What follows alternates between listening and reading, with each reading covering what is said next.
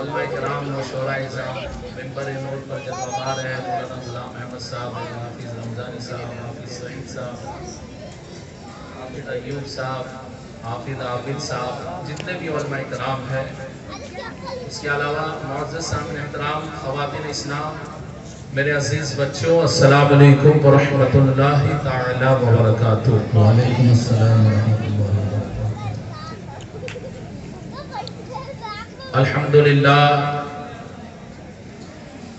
الحمدللہ رب العالمین والعاقبۃ للمتقین والصلاۃ والسلام علی سید المرسلین، اما بعد فاعوذ باللہ من الشیطان الرجیم، بسم اللہ الرحمن الرحیم، قد جاءکم من اللہ نور وکتاب مبین، صدق اللہ المولانا العظیم وصدق رسولہ النبی الامین المبین المتین الکریم، ونحن على ذلك لمن الشاہدین والشاکرین والحمد للہ رب العالمین۔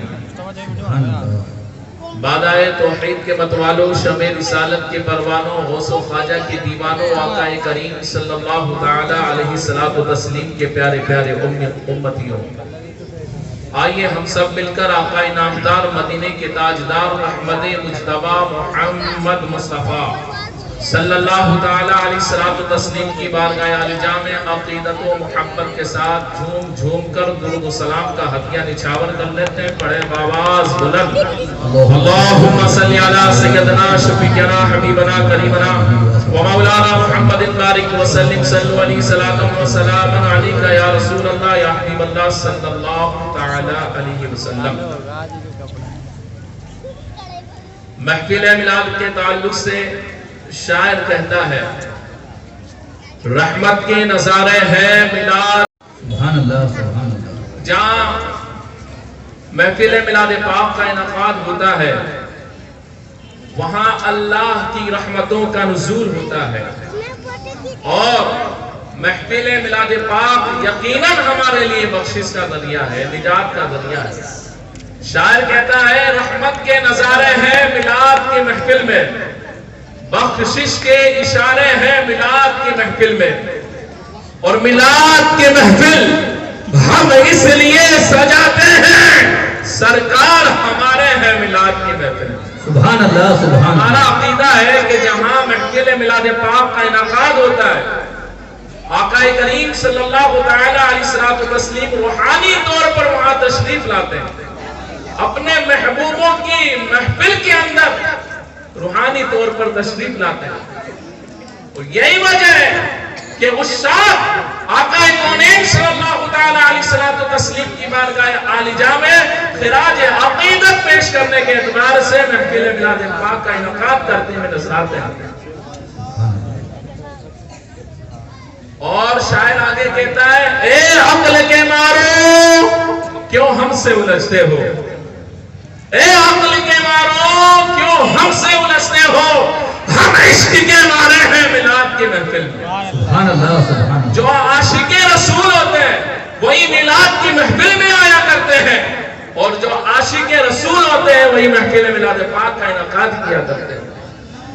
ہر کسی کے نصیب میں محفل میلاد پاک کا انعقاد کرنا نہیں ہے، بلکہ جو عاشق رسول ہوتے ہیں وہی آقا کریم صلی اللہ تعالی علیہ وسلم کی میلاد منایا کرتے ہیں۔ تو مانگرول کے غیور مسلمانوں، اپنے نصیبے پر ناز کرو کہ آپ دنیا دار کی محفل نہیں بلکہ رسول پاک کی محفل کو سجا رہے ہیں۔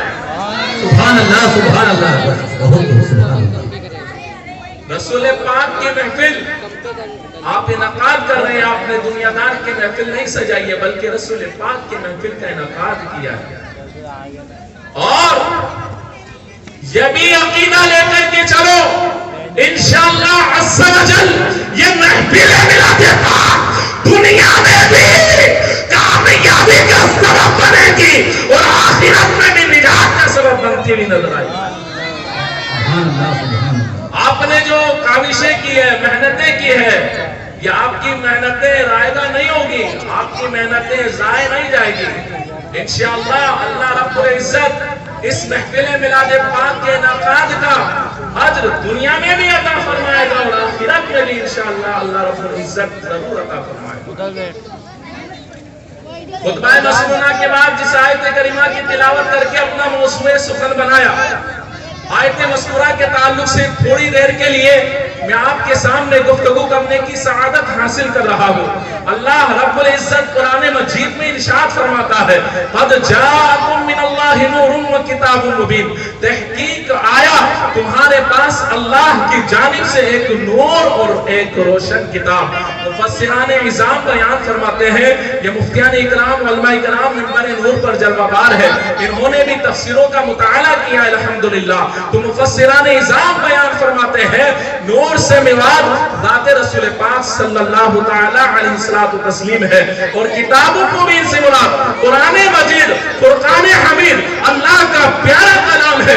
برادران ملت اسلامیہ، بلکہ ہر عاشق رسول نے اپنی تفسیر کے اندر اس آیت مبارکہ کی توضیح اور تشریح بیان کرتے ہوئے یہی لکھا ہے کہ نور سے مراد آقا کونین صلی اللہ تعالی علیہ وسلم کی ذات ہے۔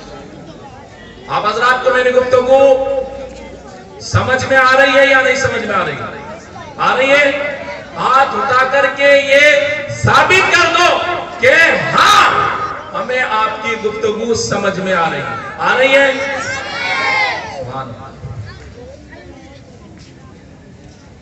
حضرت ابن عباس رضی اللہ تعالی عنہ جو آقا کونین صلی اللہ تعالی علیہ وسلم کے عظیم صحابی ہے، نبی اکرم صلی اللہ تعالی علیہ وسلم کے چچا زاد بھائی بھی ہے، آپ کا مقام یہ ہے کہ آپ نے قرآن سیکھا دربار مصطفیٰ سے، قرآن کا مطلب سیکھا دربار مصطفیٰ سے، قرآن کی تفسیر سیکھی دربار مصطفیٰ سے، قرآن کے مطالب سیکھے دربار مصطفیٰ سے۔ تو حضرت ابن عباس رضی اللہ تعالی عنہ اس آیت مبارکہ کی توضیح اور تشریح بیان کرتے ہوئے تفسیر ابن عباس صفحہ نمبر 72 کے اندر یہ لکھتے ہیں قد جاءکم من اللہ نور، یعنی من نور محمد صلی اللہ تعالی علیہ وسلم، تحقیق آیا تمہارے پاس اللہ کی جانب سے نور، نور سے مراد ذات رسول پاک صلی اللہ تعالی علیہ وسلم ہے۔ برادران ملت اسلامیہ، یہ آقا کونین صلی اللہ تعالی علیہ وسلم کے عظیم صحابی ہے جو آیت مبارکہ کی توضیح کرتے ہوئے یہی لکھتے ہوئے نظر آ رہے ہیں نور سے مراد نور نہیں ہے بلکہ ذات رسول پاک ہے۔ برادران ملت اسلامیہ، یہی وہ حضرت ابن عباس ہے کہ ایک مرتبہ آقا کونین صلی اللہ تعالی علیہ وسلم کی خدمت میں حاضر ہوتے ہیں اور عرض کرتے ہیں یا رسول اللہ علیہ السلام آپ میرے لیے دعا فرما دیجئے۔ میرے آقا نے یہ نہیں ارشاد فرمایا اے ابن عباس مجھ سے مانگنے کے لیے کیوں آئے ہو، ڈائریکٹ اللہ سے مانگو۔ جو لوگ کہتے ہیں کہ ڈائریکٹ اللہ سے مانگنا چاہیے، اللہ کے رسول سے، اللہ کے محبوب اور مقبول بندوں سے نہیں مانگنا چاہیے، ان سے مانگنا گناہ ہے، ان سے مانگنا بدعت ہے۔ برادران ملت اسلامیہ، تاریخ کا مطالعہ کر لیجئے، صحابہ کرام کی زندگی کو آپ پڑھ لیجئے۔ صحابی رسول کوئی بھی ضرورت پیش آتی نبی کے دربار میں حاضر ہوتے، سبحان اللہ ہمارے لیے دعا فرما دیجئے، ہمارے لیے دعا فرما دیجئے۔ صحابی رسول نے گویا ہم سنیوں کو یہ عقیدہ دے دیا ہے کہ ہمیں جو کچھ ملا ہے وہ مصطفیٰ کے صدقے ملا ہے، اور جو کچھ مل رہا ہے وہ بھی مصطفیٰ کے صدقے مل رہا ہے، اور جو کچھ ملے گا وہ بھی مصطفیٰ کے صدقے ملے گا۔ سبحان اللہ سبحان اللہ، ماشاءاللہ، جو کچھ ملے گا وہ بھی مصطفیٰ کے صدقے ملے گا۔ اور غیر اللہ سے مدد مانگنا اگر بدعت ہوتا، شرک ہوتا، آقا کونین صلی اللہ تعالی علیہ وسلم اپنے صحابہ سے منع فرما دیتے ہیں، لیکن میرے آقا ارشاد فرماتے ہیں ابن عباس قریب آ، قریب آ۔ ابن عباس کو قریب بلایا گیا، نبی اکرم صلی اللہ تعالی علیہ وسلم نے علم نشرہ والی چھاتی سے حضرت ابن عباس کو لگایا، گورے گورے ید اللہ والے ہاتھ رب قدیر کی بارگاہ میں اٹھائے، وما ينطق عن الهوى والی زبان سے یہ دعا فرمائی اللہم علمہم الکتاب والحکمہ، اے پروردگار عالم میرے اس صحابی کو قرآن اور حکمت فرما دے. یہ بخاری شریف جلد دوم صفحہ نمبر 188 کے اندر یہ حدیث لکھی ہوئی ہے. آقا کونین صلی اللہ تعالیٰ علیہ وسلم نے صحابی رسول کے لیے دعا فرمائی، اے پروردگار عالم میرے اس صحابی کو قرآن کا علم عطا فرما دے، حکمت کا علم عطا فرما دے، اس کو عالم بنا دے. برادران ملت اسلامیہ، اس حدیث سے علم کی اہمیت بھی معلوم ہوتی ہے کہ صحابی رسول نے یہ دعا کی درخواست نہ کی، یا رسول اللہ آپ دعا فرما دیجئے میری عمر لمبی ہو جائے، میرے کاروبار کے اندر ترقیاں ہو، میرے کاروبار میں برکت ہو، یا رسول اللہ ہر موڑ پر مجھے کامیابی نصیب ہو. بلکہ صحابی رسول نے عرض کر کے علم کی اہمیت بتا دی. اگر مانگنا ہے تو علم مانگو، اگر علم نافع مل گیا تو دنیا کی ساری چیز تمہیں ملتے ہوئے لگا. سبحان اللہ سبحان اللہ ماشاءاللہ.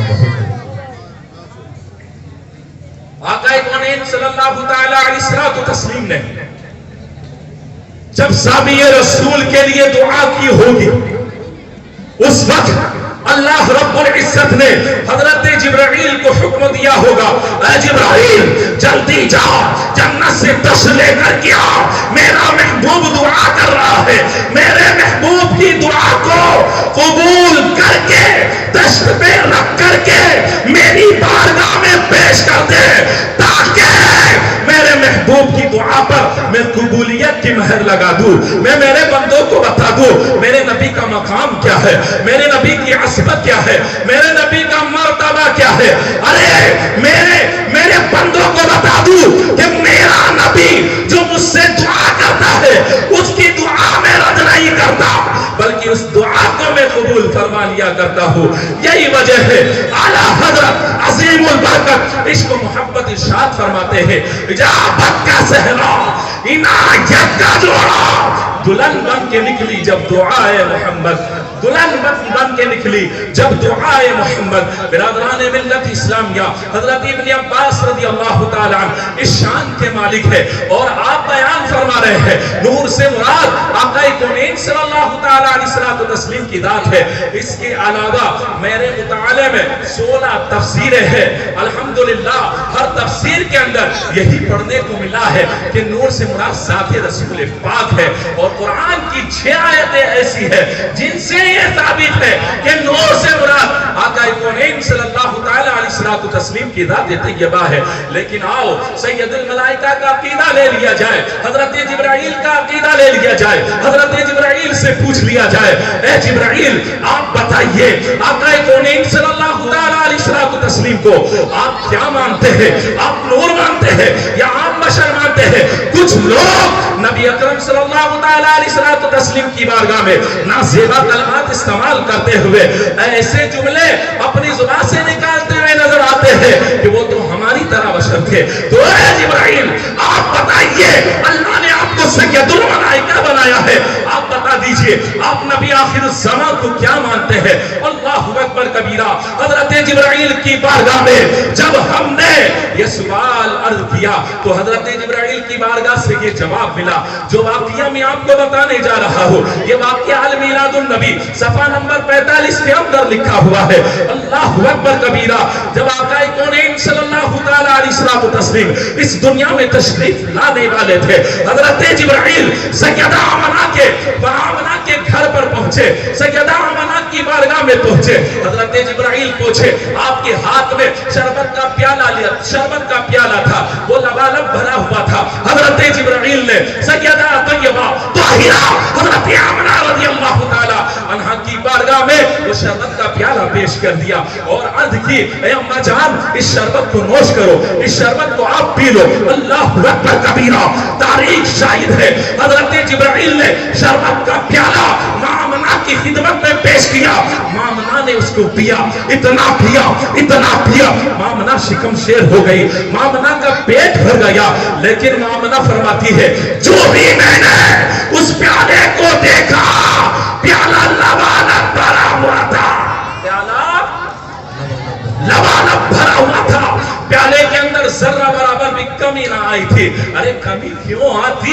کیونکہ سیدہ آمنہ کے شکم اطہر میں नबी नहीं बल्कि इमामुल अंबिया जलवाबाज सुभान अल्लाह सुभान इमामुल अंबिया और इमामुल अंबिया जब शिकने आमना में थे तो आमना का हाथ प्याले से लगा इमामुल अंबिया की माँ का हाथ जिस चीज पर लग जाता है तो वो चीज बेमिसाल हो जाती है उस चीज के अंदर खैर और बरकतों का नुज़ूल हो जाया करता है बिरादरान मिल्लत इस्लामिया यही आमला है जो बयान फरमाती है जब आका कौनीम सल्लल्लाहु तआला अलैहि सल्लल्लाहु तस्लीम मेरे शिकवे अतहर के अंदर तशरीफ लाए अजाइबात का मैंने मुशाहिदा किया तरह तरह की चीजों को मैंने देखा हजरत आमना फरमाती है अल्लाह अकबर कबीरा आपका बयान है मक्के के अंदर बहुत खतरनाक गर्मी पड़ा करती थी शिद्दत की गर्मी पड़ा करती थी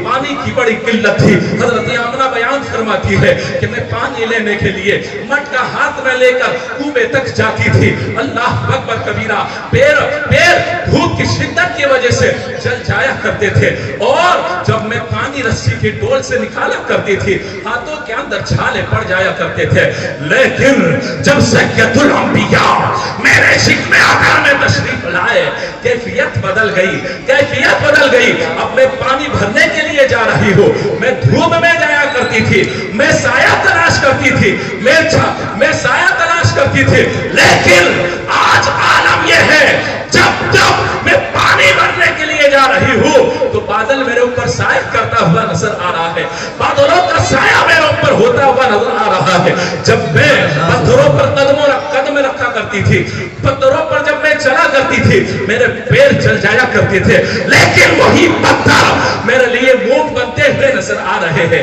मेरे लिए मोम होते हुए नजर आ रहे हैं मेरे लिए ठंडक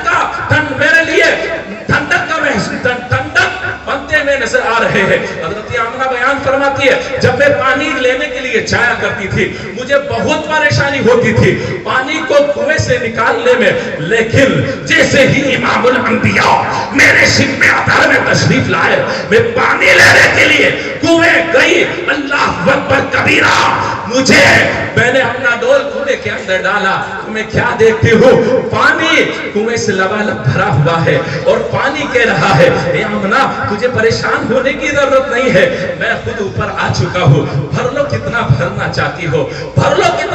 चाहती हो अल्लाह अकबर कबीरा ये कैफियत हजरत आमना बयान फरमाती है इमामुल अंबिया जब मेरे शिकवे अतहर में तशरीफ लाए अजाइबात का मैंने मुशाहिदा किया आप बयान फरमाती है एक मौका वह भी आया जब मैं खानाए काबा का तवाफ कर रही थी अल्लाह अकबर कबीरा तवाफ करते मैं क्या देखती हूँ कि खानाए काबा मेरा तवाफ कर रहा है खानाए काबा मेरा तवाफ करता हुआ नजर आ रहा है मैंने खानाए काबा से कहा खानाए काबा दुनिया वाले तेरा तवाफ करते हैं अल्लाह के महबूब बंदे तेरा तवाफ करते हैं लेकिन क्या वजह है तू मेरा तवाफ करता हुआ नजर आ रहा है खानाए काबा की दीवारों से आवाज आई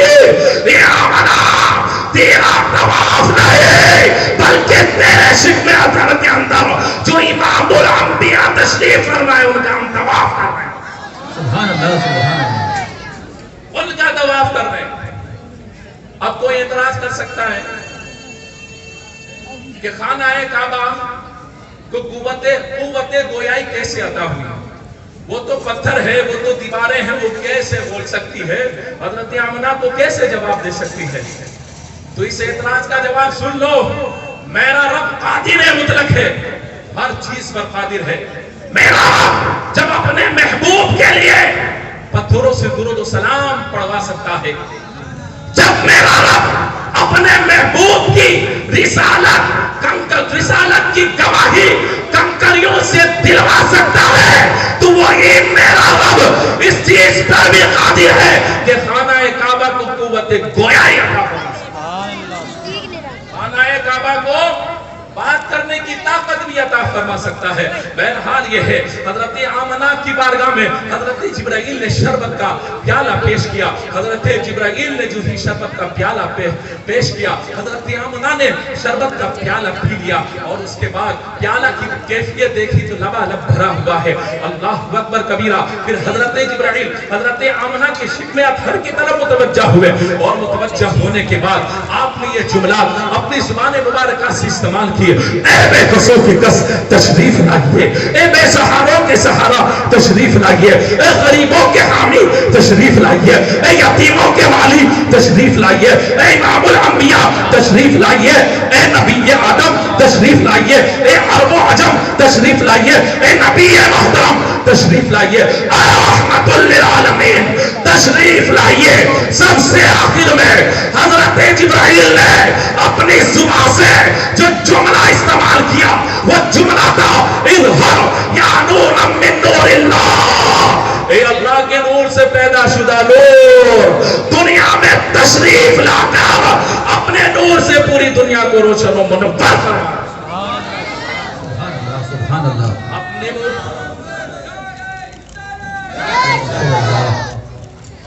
اپنے نور سے دنیا کو روشن و منور فرما دیجئے. تو سید الملائکہ نے آقا کونین صلی اللہ تعالی علیہ وسلم کو نور علی نور کہا.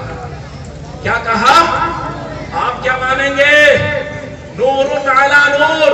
ہاں ہم بشر مانتے ہیں لیکن ہم بشر نہیں, افضل البشر مانتے ہیں, خیر البشر مانتے ہیں.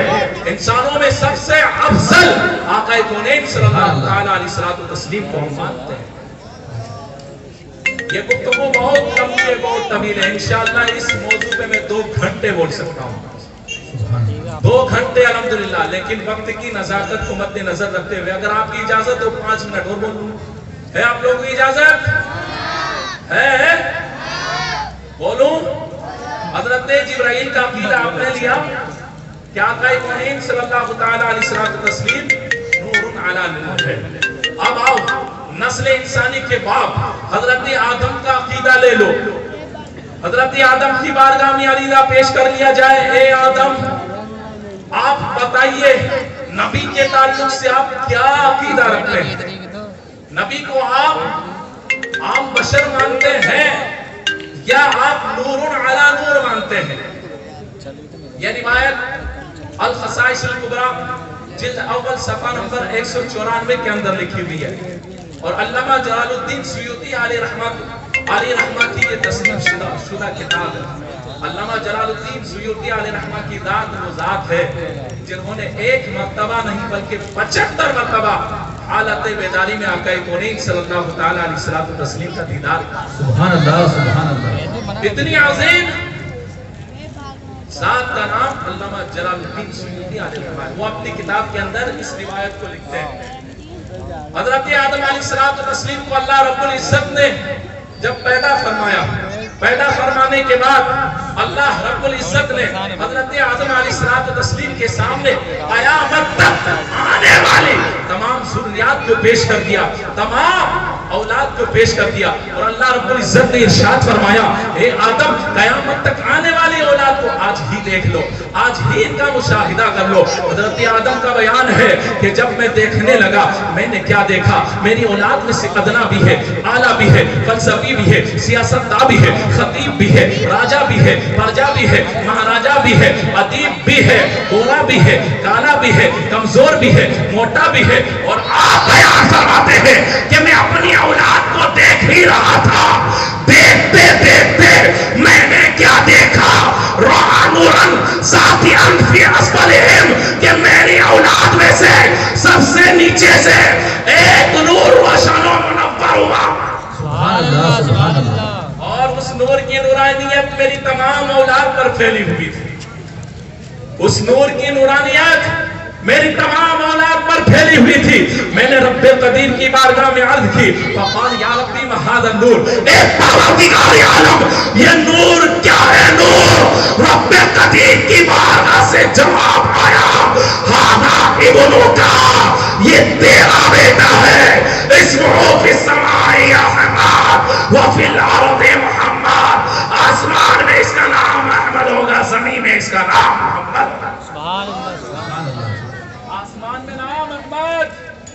اور ضمیر میں نام محمد. تو حضرت آدم علیہ السلام نے بھی رب قدیر کی بارگاہ میں عرض کیا فقال یا ربی ما ھذا النور، اے باری اللہ یہ نور کیا ہے؟ تو آدم نے آقا کونین صلی اللہ علیہ وسلم کو کیا مانا؟ نور. آپ کیا مانو گے؟ نور. بہت لمبی گفتگو ہے، انہی چند جملات کے ساتھ میں اپنے گفتگو کو ختم کرتا ہوں.